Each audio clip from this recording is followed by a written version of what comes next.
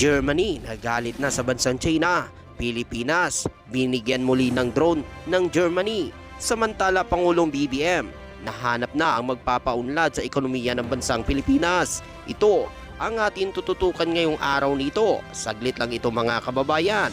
Kaya humanap na ng pwesto. Tara na, umpisahan na natin ito.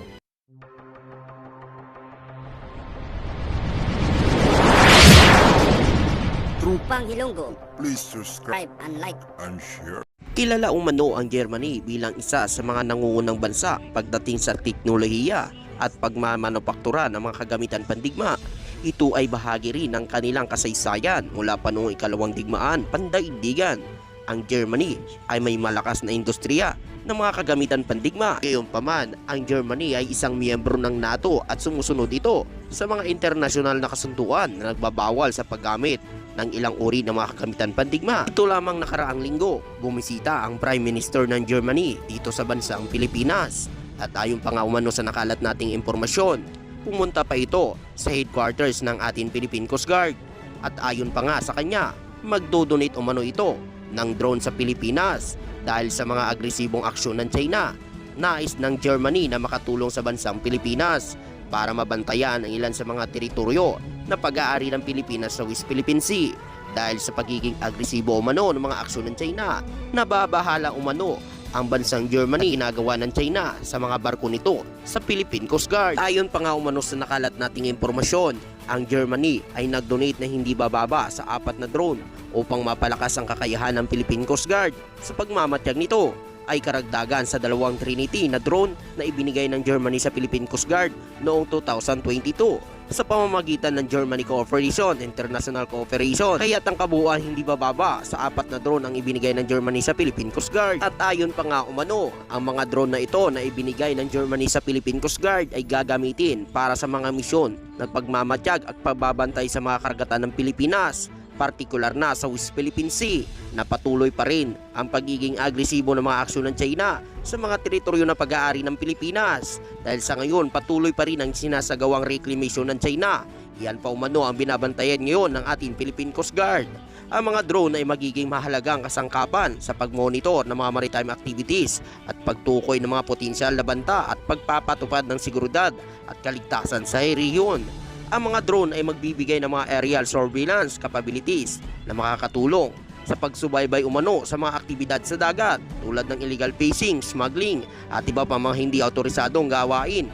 Ito rin ay makakatulong sa paghahanap at pagligtas sa mga emergency situation at pagresponde sa mga kalamidad sa karagatan. Napakalaking bagay ito, napakalaking tulong ito sa bansang Pilipinas. At ayon pa nga sa ating Philippine Coast Guard, napakalaking bagay ito para sa kanila.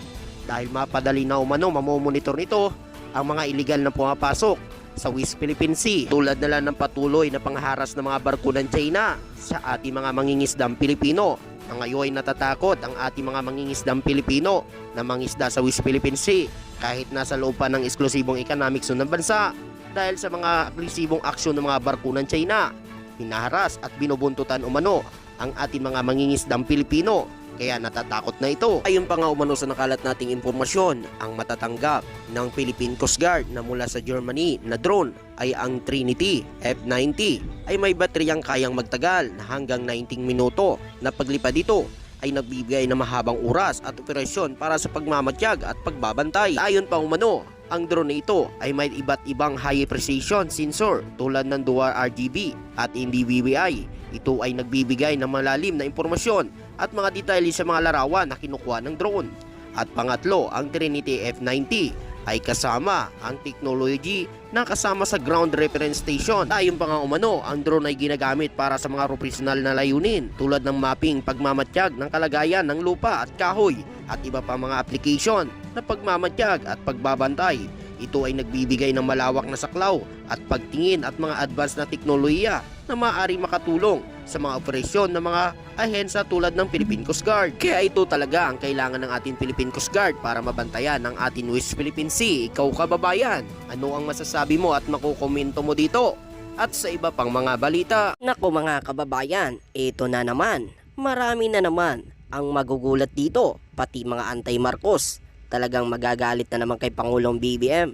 Ito po mga kababayan, nahanap na ni Pangulong Ferdinand Marcos Jr. ang magpapayaman sa ekonomiya ng bansang Pilipinas. At ayon pa nga umano sa sinabi ni Pangulong Ferdinand Marcos Jr. nitong Biyernes, libong-libong trabaho ang maaaring mabuo mula sa pinalawak na industriya ng petrochemical sa lungsod ng Batangas. Pinangunahan ni Pangulong Ferdinand Marcos Jr. ang pagpapasinaya na pinalawak na pasalidad ng pagmamanufaktura ng Summit Olympics dito kung saan matatagpuan ang una at tanging planta ng naphtha crackers sa bansa. Ito ay direkta at hindi direktang gumagamit ng 6,200 individual na malaking kontribusyon sa isang industriya na inaasahan na magpapayaman umano ito sa bansang Pilipinas. 215 bilyon sa susunod na taon ayon pa kay Pangulong Ferdinand Marcos Jr. At dagdag pa niya dito, ang ginagawa na pasalidad ay napupunta sa packaging ng mga pagkain ng ating kinakain, sa mga damit na ating sinusuot, sa mga appliance sa ating mga tahanan, sa mga sasakyan ng ating minamaniho at sa elektronikong gadget na ginagamit natin sa pagsasalaysay ng ating mga araw-araw na buhay. At ayon pa nga umano sa kanya, ito ay isang upstream ng industriya na nagpapakain sa maraming negosyo at nagbibigay ng maraming iba pang mga alalanin sa pagmamanufaktura. Ito ay kabilang sa industrialisasyon, isang mahalaga at link sa pagtaas ng value chain at ginagarantiyahan ang supply ng isang kritikal na sangkap na produksyon. At ayon pa nga umano, ang malaking pamumuhunan na ito ay dulot ng aming matatag na paniniwala na ang pagkakaroon ng isang malakas na local base ng pagmamanufaktura ng petromechanical ay suporta sa pagbabagong buhay ng industriya ng Pilipinas at magkakatulong ito sa bansa na umakyat sa pandaigdigan value chain. So let me hand out a quick analysis. This impressive complex is proof of concept that idea, that principle, that concept does in fact succeed. What you have built here is more than a cutting-edge technology. It is a testament to Filipino skill, a proof of business confidence, an example of manufacturing resurgence, and a realization of the vision of a great Filipino industrialist, the patriot John Gokongwei. His is a story of guts and grit for the ages. We are all familiar with his rise from very humble beginnings to what now we see as these grand projects of national importance. Losing his father and their fortune early in life, he rode a bicycle to peddle wares to support his family. From there on, he never stopped venturing to new frontiers, combining audacity with acumen to launch great products that capture Filipino hearts and in the process generate profit with honor. Long before it was coined, Mr. John practiced build better more. And JG Summit's extensive portfolio attests to how expansive his optimism was, from planes to airlines to chemicals, from housing to hotels, from fish crackers to naphtha crackers.